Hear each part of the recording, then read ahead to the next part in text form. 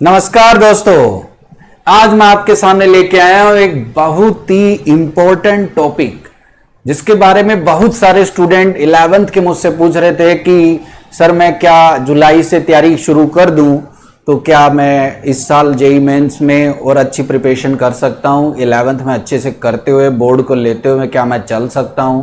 मैंने आज ही से तैयारी शुरू की है, कैसे क्या होगा।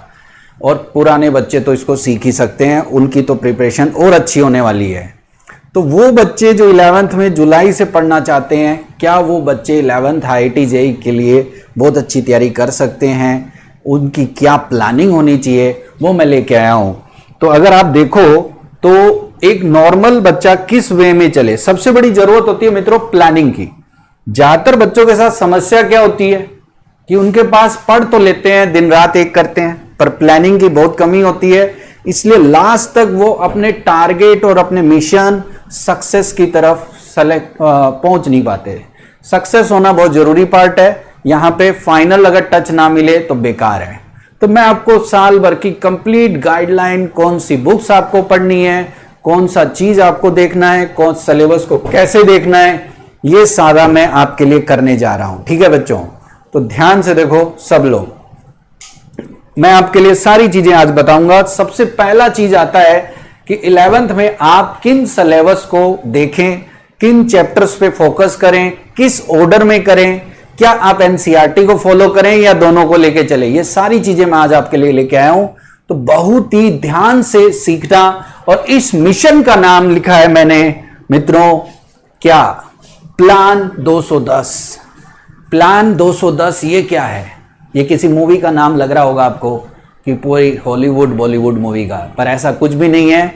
मैंने सिलेबस को यहां से, अगर आज आप बात करें, मैं एग्जाम्पल की बात करूं, एक स्टूडेंट मेरे लिए क्या करता है ये सोचिए। स्टूडेंट को क्या चाहिए होती है, एक प्लानिंग, वो मैं आपको करके दूंगा। बस आपको मेरे को ब्लाइंडली फॉलो करना है। ठीक है, वो कैसे है ध्यान से देखो।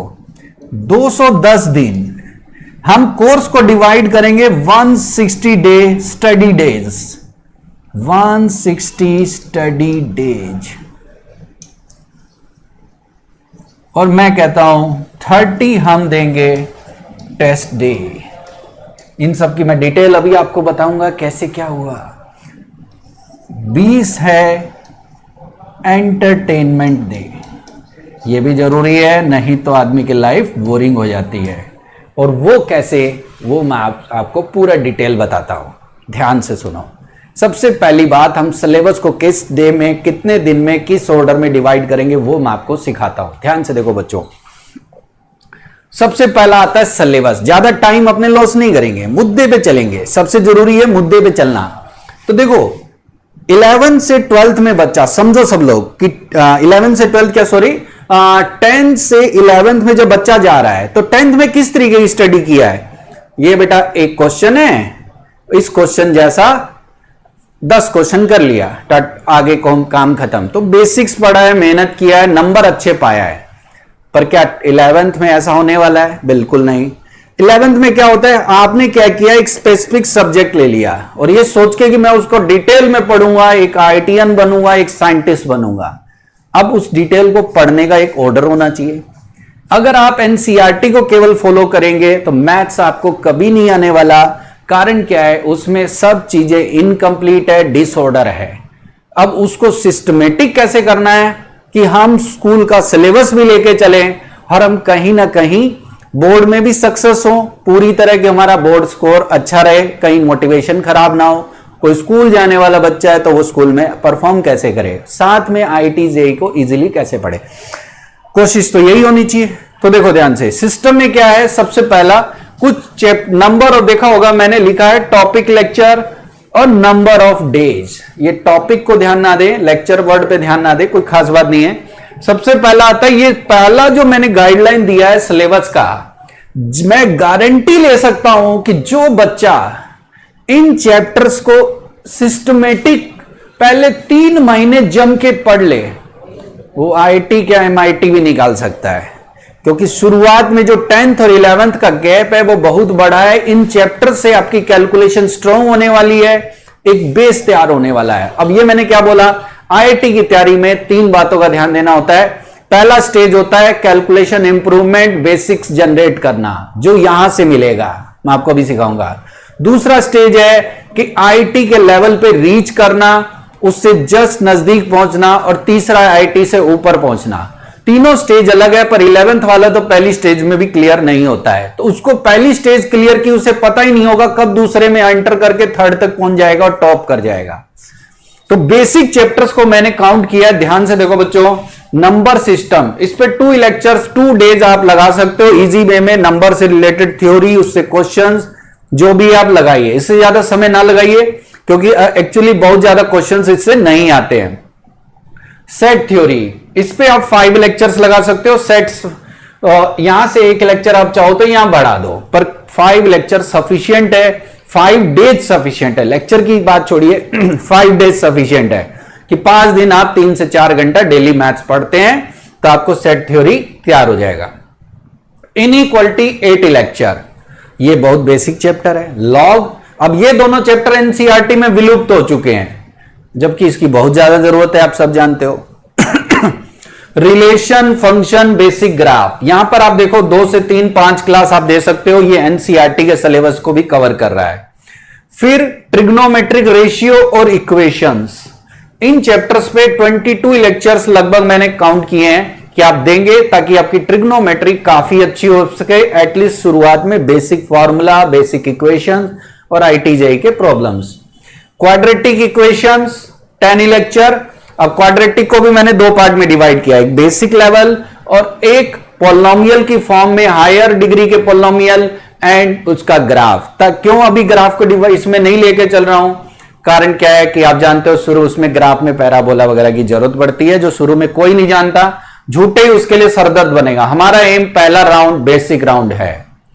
तीसरा आप देखो सीक्वेंस सीरीज, यहां भी 12 lecture, complex number without geometry. ऐसे तो कॉम्प्लेक्स नंबर लोग पहले पढ़ाते नहीं है, पर मेरा मानना है आयोटा वायोटा एक बेसिक जानकारी होनी चाहिए, रियल और कॉम्प्लेक्स का डिफरेंस और उसकी कैलकुलेशन। तो बेसिक आप जान सकते हैं, उसमें कोई कोऑर्डिनेट ज्योमेट्री का यूज नहीं होता। 2 पार्ट में इसको आप पढ़ सकते हैं, ठीक है। दूसरा चीज, एक और फायदा इस चैप्टर को दोबारा, क्योंकि शुरू में आप पढ़ रहे हो, बाद में हो सकता है भूल जाओ, तो दोबारा भी आप इसको रिकॉल कर लें जब आगे पढ़ते हैं। ये कुछ लेक्चर्स मैंने असाइन किए हैं कि भाई यहां 10 लेक्चर, सीरीज में 12 लेक्चर, क्वाड्रेटिक में 10 लेक्चर, ये सब आप लेके चल सकते हैं। इससे क्या होगा, ये वो चैप्टर्स हैं जिनकी कैलकुलस हो गया, कोऑर्डिनेट ज्योमेट्री हो गई, कैलकुलेशन के बगैर कुछ होता नहीं, इक्वेशन के बगैर कुछ होता नहीं, नंबर सिस्टम हर जगह यूज होता है, ये सारी जानकारी आपको होना चाहिए। बिना इसके मैं कहता हूं कहीं पे भी जाओगे आप फंस जाओगे। आप वो भी यूज करो, अलजेब्रा में काफी चैप्टर्स और भी हैं, इनको तो मैं अलजेब्रा के बेसिक चैप्टर ही काउंट करके चलता हूं, क्योंकि होता क्या है, इनके बगैर आपका कोई चैप्टर बनता नहीं है। हर जगह क्वाड्रेटिक आती रहती है, सीरीज के बगैर, कॉम्प्लेक्स के बगैर कुछ नहीं होता। तो पहला राउंड आपका यही चैप्टर पे होना चाहिए, इतनी क्लासेज, इतने चैप्टर्स। अगर आपने इन चैप्टर्स पे ध्यान नहीं दिया, आगे के हर चैप्टर आप हर जगह फंसे रहोगे। कैलकुलेशन, यहां से आपका पहला स्टेज कैलकुलेशन स्ट्रांग हो जाएगा, एक हर चीज का बेस बन जाएगा। इसके बाद थोड़ा सा क्या आप अपग्रेड हो गए। अब आपको क्या करना चाहिए, एक ऐसा स्टेज जहां से आप आईआईटी जेईई टाइप हर मायने में डिफिकल्ट प्रॉब्लम भी सॉल्व कर सकते हैं। वो है आपको आईआईटी में एंटर कराने का एक रास्ता, कोई तो जरिया चाहिए, और वो जरिया है कोऑर्डिनेट ज्योमेट्री, जिसको मैंने अलग अलग चैप्टर्स में डिवाइड किया गया है। बहुत दुख की बात है कि एनसीईआरटी में ये चैप्टर को विलुप्ति कर दिया गया है, या नाम के 2 चैप्टर दे रखे हैं जो 0 ही होते जा रहे हैं, डार्विन के सिद्धांत की तरह, या कुछ ऐसा ही कि जो गायब ही हो रहे हैं। तो हम उसका तो कुछ कर नहीं सकते, ये कोई अपेंडिक्स तो है नहीं जो धीरे धीरे खराबी हो रही है, पर हमें उसको पूरा सीखना है। इसका कारण है कोऑर्डिनेट ज्योमेट्री से आप इजीली क्यों पकड़ सकते हैं, एवरेज बच्चा भी अच्छा क्यों कर सकता है, यूं सोचो। वो इसलिए क्योंकि कोऑर्डिनेट ज्योमेट्री बच्चा बचपन से पढ़ते आ रहा है, छोटी क्लास से उसे कुछ ना कुछ ज्ञान दिए जा रहा है, और 11 12 तक पहुंचते पहुंचते वो स्ट्रांग हो जाता है। इसको समझना आसान है, इसकी चीजें बहुत क्लियर कट होती है। इसका हर क्वेश्चन आपका इस तरीके से दिया रहता है कि वो क्वेश्चन खुद आपको गाइड करता रहता है, बेसिक से सब बनता है। यहां से आप यूं सोचो आईआईटी का हर प्रॉब्लम आपसे बनेगा, यहां से आप डीपली पढ़ना शुरू कर देंगे। इससे पहले आपको ओवरऑल ज्यादा पढ़ना है, डीप में जाएंगे फंसेंगे, क्योंकि पिछले चैप्टर्स में क्या होता है, कहीं पर भी एक चैप्टर पढ़ोगे आईआईटी के क्वेश्चंस में क्या होगा, दूसरा चैप्टर आने लगता है। यहां से आपके क्या होगा, ये पढ़ोगे आपका बेस बनेगा, स्ट्रेट लाइन पढ़ोगे, पेयर ऑफ स्ट्रेट लाइन। यहां पर टोटल मैंने 45 लेक्चर असाइन किए हैं कि आप 45 लेक्चर्स तक इन चैप्टर्स को आप पढ़ें, straight line, pair of straight line, circle, parabola, ellipse, hyperbola, इसी ऑर्डर में पढ़ें। और बेसिक से लेकर ऊपर तक एनसीईआरटी को यहां देखने की जरूरत नहीं है, एनसीईआरटी में चैप्टर्स नाम मात्र के हैं, तो आपको इन पे केवल कॉम्पिटिटिव पढ़ना है। एनसीईआरटी तो यूं यूं यूं बनेगा, क्या कह रहा हूं समझ रहे हो, ये ऐसे, बट इनको आपको डिटेल में स्टडी करना है। जैसे 6 लेक्चर यहां, 10 लेक्चर यहां, 4 लेक्चर, ये देखो ये चैप्टर एनसीईआरटी से उड़ चुका है, और ये तो एक ही 2 चैप्टर में, एक आधे चैप्टर में ऐसे लगा दिए हैं जैसे नाम के चैप्टर है, जबकि इनके बगैर कुछ नहीं होता। तो ये सारे चैप्टर्स में आप 45 के नियर अबाउट लेक्चर्स ले सकते हैं। लास्ट वाले में 75 to 80 का मैंने डिसाइड किया था कि इतने दिन तक आपको पढ़ना है, फिर कोऑर्डिनेट के इन चैप्टर्स को पढ़ना है। ये भी सारा 11th के एनसीईआरटी के सिलेबस में है। पिछले वाले पोर्शन में भी देखो तो एनसीईआरटी के मैंने सारे चैप्टर कवर कर लिए हैं शुरू के। ये सारे चैप्टर्स आप इनइक्वालिटी लॉ को छोड़ दें तो सब किसमें है, 11th में। तो इनको आप बेसिक पे ज्यादा ध्यान देंगे बजाय कि टिपिकल लेवल पे, और यहां पे आप नेक्स्ट लेवल 1 पहुंच जाते हैं। लेवल 1 पिछला कैलकुलेशन आपने क्लियर कर लिया, लेवल 2 की यहां से काफी सारे क्वेश्चन, मैं कहूंगा अगर आप बेसिक्स भी ढंग से पढ़ते हो, तरीके से पूरा डेप्थ में इतने इतने दिन पढ़ते हो, तो 80% से ऊपर क्वेश्चन आप आईआईटी मेंस और एडवांस के भी लगा पाएंगे। यहीं से आपका कॉन्फिडेंस भी गेन हो जाता है। ये कंप्लीट कोऑर्डिनेट ज्योमेट्री 11th में आपको अच्छे से सीखना है। 11th में ही इसका टाइम असाइन है, क्योंकि 12th में कैलकुलस, अलजेब्रा के बड़े पोर्शन है, तो उनको देखते हैं। नेक्स्ट बचता है भाई अब कुछ रिमेनिंग अलजेब्रा के चैप्टर जो 11th में फोकस करने हैं। देखो कोऑर्डिनेट आ गया, ट्रिग्नोमेट्री के 2 चैप्टर आ गए, बेसिक्स, ट्रिग्नोमेट्रिक रेशियो और इक्वेशन, और अलजेब्रा के कुछ चैप्टर है, quadratic, complex, permutation combination, binomial, sequence series, यही सब है। अब इनमें से देखो क्वाड्रेटिक का जो पोर्शन शुरू में रह गया था, कौन से पोर्शन की बात कर रहे हैं, वो पोर्शन जो बेसिक अल्फा बीटा और ग्राफ से रिलेटेड नहीं है, alpha beta common roots etcetera से। यहां पर आप ग्राफ और पोलिनोमियल का रिवाइज करेंगे और अल्फा बीटा वाले क्वेश्चंस दोबारा रिकॉल करेंगे। यहां तक पहुंचते पहुंचते आप अपग्रेड हो जाएंगे, तो वो चीजें जिसमें कुछ क्वेश्चंस आपके टिपिकल वाले बच गए थे वो भी यहां बन जाएंगे। कॉम्प्लेक्स नंबर ज्योमेट्री का पार्ट यहां पर आप डील करेंगे। पहले बेसिक डील किया, फिर ज्योमेट्री का पार्ट आप यहां पर पढ़ेंगे, फिर बाइनोमियल एंड परमुटेशन कॉम्बिनेशन। ये ऐसे चैप्टर है जिनको शुरू में मैंने टच नहीं किया, क्योंकि इनमें भी कुछ ना कुछ पीएनसी को छोड़ दें तो बाइनोमियल वगैरह में भी सीरीज, कॉम्प्लेक्स नंबर, ये सब यूज होते हैं बेसिक लेवल पे। इनको आप लास्ट में डील करें। यहां तक देखो इसमें 6 लेक्चर आप दोबारा लगा सकते हैं, 6 डेज कॉम्प्लेक्स की ज्योमेट्री में दोबारा लगा सकते हैं। पीएनसी पे 10 लेक्चर, बाइनोमियल पे 10 लेक्चर, बड़े चैप्टर होते हैं अलजेब्रा पे, पर लास्ट में पढ़ेंगे तो यहां डेप्थ में भी आप पढ़ पाएंगे। शुरू में पढ़ेंगे तो कुछ ना कुछ चीजें दूसरे चैप्टर की आएगी, छोड़नी पड़ेगी। तो ये प्लान है। अगर हम केवल एनसीईआरटी को फॉलो करेंगे तो फिर इन चैप्टर्स में आप डेप्थ में नहीं जा पाएंगे, केवल चैप्टर का नाम होगा। तो अगर स्कूल वाले आपसे पूछते हैं तो आप एक काम कर सकते हैं, कुछ बेसिक्स पढ़ के कुछ टाइम एक्स्ट्रा निकाल के करें, वरना मेनली मेरे हिसाब से यही प्लान फॉलो होना चाहिए। ठीक है बच्चों। अब कुछ चैप्टर ऐसे हैं एनसीईआरटी वालों ने फालतू दे रखे हैं, ओनली एनसीईआरटी। अब ये क्या लोचा है भाई, ओनली एनसीईआरटी का मतलब ये है कि मित्रों केवल ये चैप्टर स्टैटिस्टिक हो गया, introduction of 3D, limits and derivative, ये केवल लास्ट के 4-5 डेज स्टैटिस्टिक्स पे आप फोकस कर सकते हैं।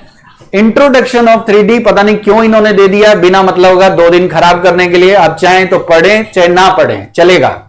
और इसके अलावा मेरा मानना है ये जो चैप्टर लिमिट्स एंड डेरिवेटिव है, लिमिट्स एंड डेरिवेटिव है, ये चैप्टर की अगर आप बात करें, लिमिट्स एंड डेरिवेटिव, तो अगर लिमिट्स एंड डेरिवेटिव की आप बात करें तो ये चैप्टर सही मायने में 12th में कैलकुलस के साथ होना चाहिए।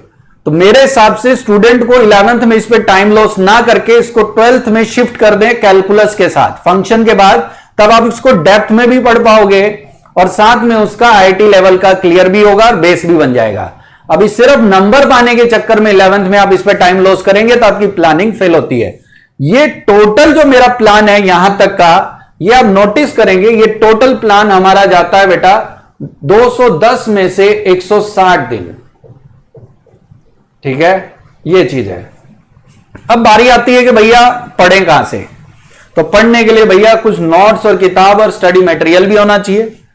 तो भाई कुछ बुक्स भी हम प्रीफर करेंगे, जिसके लिए मैं कौन, किताबें आजकल इतने राइटर हैं, हर दूसरे दिन एक नया राइटर पैदा हो गया है, तो सबको तो फॉलो करना बड़ा मुश्किल काम है भैया। तो कुछ कुछ बुक्स आपके पास होनी चाहिए, ऐसा नहीं कोई भी बोले तो किताब खरीद लिया।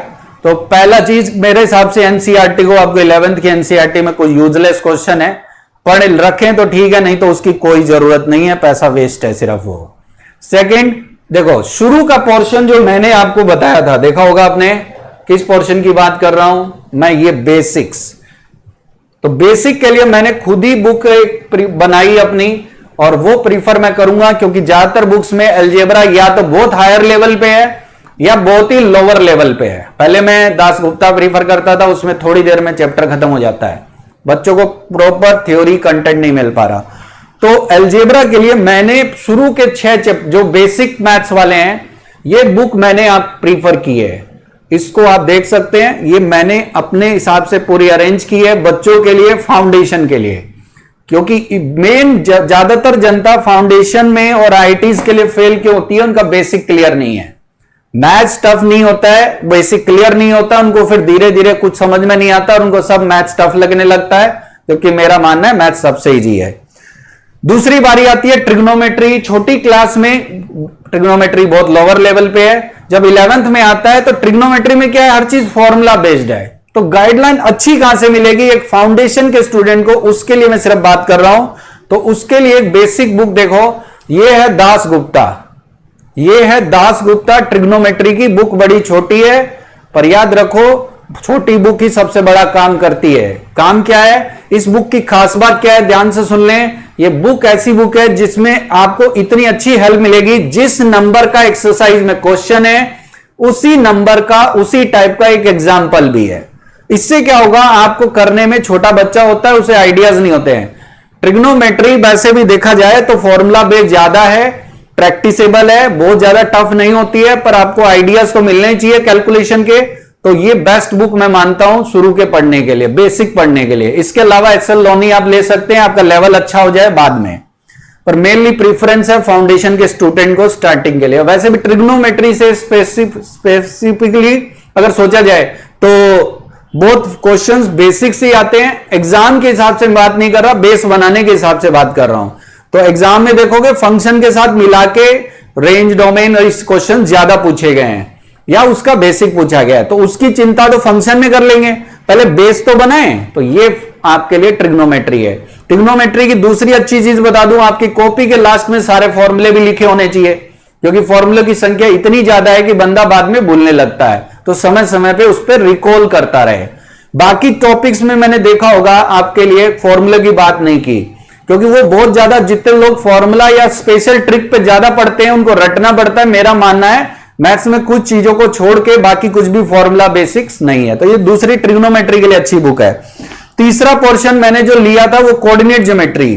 तो मुझे मार्केट में 11th फाउंडेशन के बच्चों को थ्योरी के साथ पढ़ने के लिए सबसे अच्छी बुक जो नजर आ रही है वो ये आर्यन की टेक्स्ट बुक है, कोऑर्डिनेट ज्योमेट्री, जो आईआईटी मेंस एडवांस है और बच्चे की स्किल को जीरो से हीरो तक पहुंचा सकती है। ये बुक्स डॉक्टर एसके गोयल वाली है, ये काफी अच्छी बुक है, जो ऐसा नहीं है अननेसेसरी चीजों को इसने हटाया है और एग्जाम के ओरिएंटेशन को इसने लाया है। तो इसका लेटेस्ट वर्जन एक आप रख सकते हैं। तो देखो अलजेब्रा हो गया, ट्रिग्नोमेट्री हो गई, ये हो गया, ये पोर्शन है। और कुछ पेपर्स की बात करेंगे लास्ट में, जिनके लिए हम करेंगे आगे बात थोड़ा सा। तो ये होगी अपनी बुक्स। अब बारी आती है ये सारी चीजें।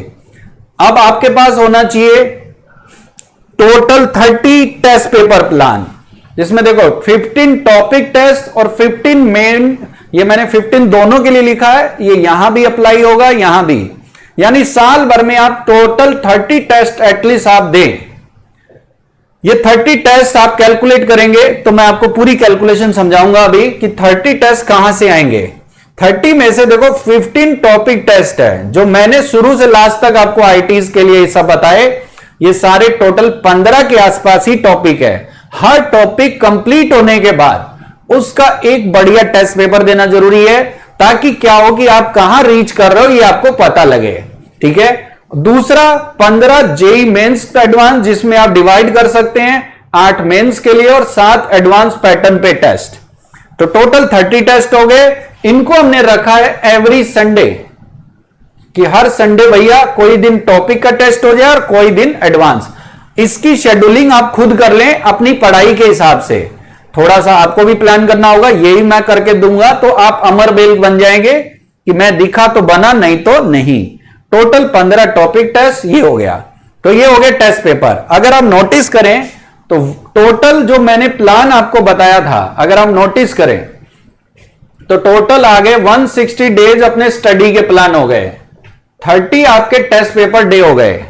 और इस बीच में 20 का क्या है, तो 20 ऐसे दिन है जहां आपको करना है एंटरटेनमेंट। अभी एंटरटेनमेंट भी जरूरी है। टाइम टू टाइम अलग अलग वार त्योहार आते रहेंगे, जैसे 15 अगस्त, 26 जनवरी, रक्षाबंधन, दशहरा, दिवाली, ईद वगैरह। ये सब मिला के मैंने कैलकुलेट किया है कि बच्चा अपने गार्जियन के साथ भी मिले। फैमिली मस्ट है लाइफ में, सब कुछ बंदा उसी के लिए करता है। तो ये 20 दिन वो अलग अलग टाइमिंग्स में इनसे मिल सकता है। फाउंडेशन में आपके पास टाइम है, इतना भी ज्यादा कोई वैसा नहीं है कि आप आईएएस की तैयारी कर रहे हो जिसका बहुत वास्ट सिलेबस है। तो ये बहुत जरूरी है कि मैथ्स की प्लानिंग किस तरीके से 10 दिन में करें। मेनली मैं आपको 210 दिन में मैथ्स की ही प्लानिंग बता रहा हूं, ये समझ जाएं सब लोग। ठीक है ना। तो ये बहुत जरूरी है क्योंकि मैं मैथ्स का ही टीचर हूं, सब जानते हैं मुझे। अब रिवीजन कैसे होगा, तो रिवीजन मैंने खुद ही लिख दिया है कि आपके साल भर में जब आप स्टडी करते हो एक गुड नोट प्रिपेयर करना होगा आपको। नोट्स बिना उसके, जैसे 6 डेज आपने कार्टेशियन कोऑर्डिनेट सिस्टम में किया, तो पहला टारगेट क्या होता है कि आपके सर, जैसे मैं बता रहा हूं अपने स्टूडेंट को, तो नोट्स प्रिपेयर कराएं। उसके बाद वो बुकलेट सॉल्व करें, सेकंड स्टेप। नोट्स के बाद वो बुकलेट, और थर्ड फिर वो कोई बुक प्रीफर करे पढ़ने के लिए। इस तरीके से प्लानिंग की जाती है। अब रिवीजन करेंगे कहां से लास्ट में, ये भी समझ जाएं। तो आपने अच्छा नोट्स बना लिया है, वो सारे फॉर्मूले और इंपॉर्टेंट कॉन्सेप्ट को एग्जाम्पल के साथ आपको सिखाएगा। तो कुछ टाइम उस पर बिताया मान लो, और फिर उसमें अगले कुछ समय तक आपको क्या करना है, पुराने पेपर्स भी लगाने हैं। 11th का स्टूडेंट क्या करेगा, कम से कम वो जेई मेंस के सारे पेपर, जेई मेंस के पेपर पुराने, एटलीस्ट वो कोशिश करे कि 2021 तक 22 तक के क्वेश्चन 2020 तक के वो सारे लगा ले। बाकी को वो बाद के लिए छोड़ सकता है कि भाई एक बार मैं लेटेस्ट भी देख लूंगा, जितने बन पाए ठीक है, उनको गोला कर ले, टिपिकल क्वेश्चन को अलग कर ले कि भाई थोड़ा और सीखूंगा तब बनाऊंगा। आप चाहो तो 2024 तक का भी ले सकते हो, कोई प्रॉब्लम नहीं है। एडवांस में मैं प्रीफर करूंगा कि 2013 तक के कॉमन क्वेश्चन, 2013-14 तक के क्वेश्चंस वो पूरे बनाए। अब ये बनेंगे क्या, पहला काम क्या होगा रिवीजन में, नोट्स। दूसरा काम क्या होगा, एडवांस के और मेंस के पेपर्स।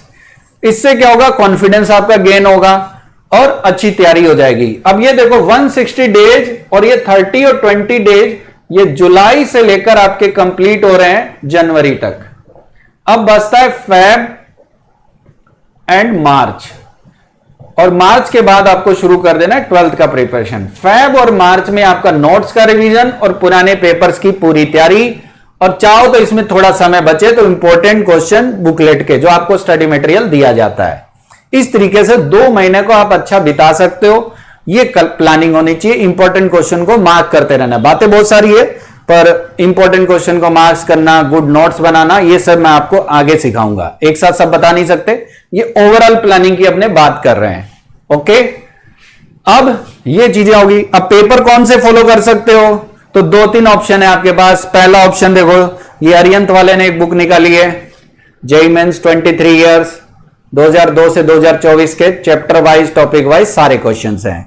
आप चाहो तो लेवल वाइज, इसने एक अच्छी चीज पता क्या की है, किसने लेवल वाइज सभी को डिवाइड किया है, ताकि अपने लेवल के अकॉर्डिंग आप धीरे धीरे अपग्रेड होते रहें और रिवाइज करते रहें।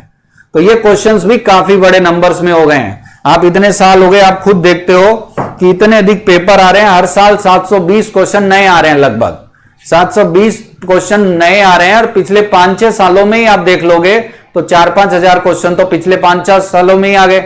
उससे पहले ही 2000 है तो 6-7 हजार क्वेश्चन तो जेईई मेंस में ही आ गए हैं। इसके अलावा एडवांस, अगर आपको ये बुक अच्छी लग रही है ठीक है, नहीं तो 45, ये थोड़ी सी पुरानी है, 46-47 ईयर्स की ये बुक आ जाती है। ये लगभग आपको 47 ईयर्स की एक बुक मिलेगी, दिशा वाली, जिसने भी एडवांस और मेंस के क्वेश्चन को टॉपिक वाइज, चैप्टर वाइज पूरा अच्छे से दिया है। ये आप प्रीफर कर सकते हैं। 2 बुक ऑल ईयर के रिवीजन के लिए, ज्यादा बुक्स इसके अलावा खरीदने की जरूरत नहीं है। तैयारी करने वाले के पास ये सब कंटेंट होना चाहिए। तो मैं फिर एक बार रिकॉल करता हूं सारी चीजों को। प्लान 201 डेज क्या है? 160 days study planning, 30 days test, 20 entertainment day, ताकि आपको ये ना लगे कि ओवर बर्डन हो गया स्टडी का। जिसमें कुछ बुक्स आप प्रीफर करेंगे, जो है कौन सी, फिर देखते हैं एक बार। अलजेब्रा के लिए मेरी books, my algebra, trigonometry Das Gupta, coordinate geometry Arihant, old year के पेपर मैंने अभी आपको बताए हैं। और भी बुक्स बहुत सारी हैं, पर ज्यादा बुक्स आप पढ़ नहीं पाएंगे, इसलिए मैंने बहुत बुक्स का नाम भी नहीं लिया। ये मुझे ठीक लगती है, फाउंडेशन का बच्चा अच्छे से पकड़ पाता है। और उसमें 30 टेस्ट पेपर्स रहेंगे, टॉपिक वाइज 15 और ये सब। और इसके अलावा आप चाहें तो स्क्रीनशॉट वगैरह ले सकते हैं, जिसमें हम सारी चीजों को प्रीफर करेंगे इस तरीके से। तो ये एक लमसम एक प्लानिंग हो गई, कौन से चैप्टर पढ़ने हैं, कौन सी बुक से पढ़ने हैं, कितने दिन में पढ़ने हैं, कितने टेस्ट पेपर लगाने हैं, कब रिवीजन करना है। इसके अलावा कुछ और नहीं। इसके अलावा जरूरत है आपको सिंसियरली क्लास में अच्छे से पढ़ने की और फॉलो करने की। Thank you.